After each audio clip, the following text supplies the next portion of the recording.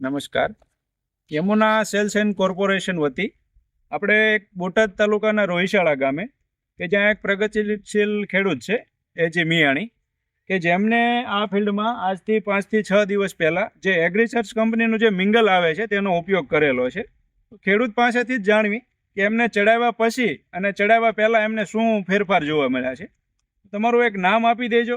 અશ્વિનભાઈ ગોરધનભાઈ મિયાણી. હા મિયાણી. હવે આ કપામાં તમે જે આ મિંગલ છે એગ્રીચર્ચનું એમાં ચડાવ્યા પહેલા શું તમને ફેરફાર લાગતો કે તમે આ ચડાવ્યું છે અને એમાં ચડાવ્યા પછી તમને એના કેવા રિઝલ્ટ લાગ્યા છે? ચડાવ્યા પછી રિઝલ્ટ સારું એમ.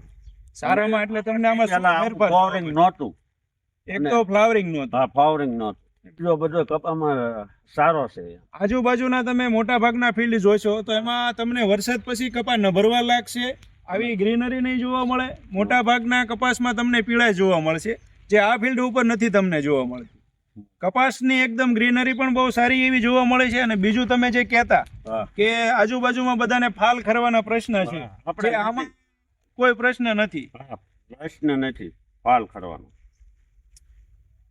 વિડીયોના માધ્યમથી આપણે બતાવશું કે જેમાં ફાલની શરૂઆત પણ સારી એવી થયેલી છે અને કોઈ સાપકું કે ઝીંડું કોઈ ડ્રોપિંગ થતું હોય એવું નહીં તમને જોવા મળે.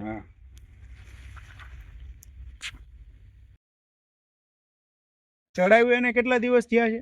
હજી 5 દિવસ. 5 દિવસ થયા છે.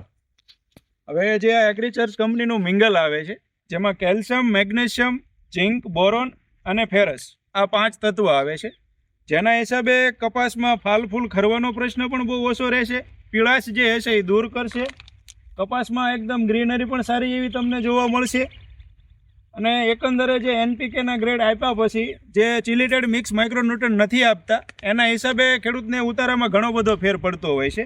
તો જે આપ્યા પછી તમને એમાં સારા એવા રિઝલ્ટ મળશે. બીજું અશ્વિનભાઈ, તમે આ ખાતર વાપર્યું છે એના તમને લાભ થયા છે, એના હિસાબે તમે બીજા કોઈ ખેડૂત મિત્રને ભલામણ કરશો કે આ વપરાય કે કેમ? ના વપરાય. હા ભલામણ કરશું. હા ટૂંકમાં તમને રિઝલ્ટ મળ્યા છે એના હિસાબે તમે બીજાને કહી શકો. બીજા ખેડૂતને કહીશું. હા ઓકે.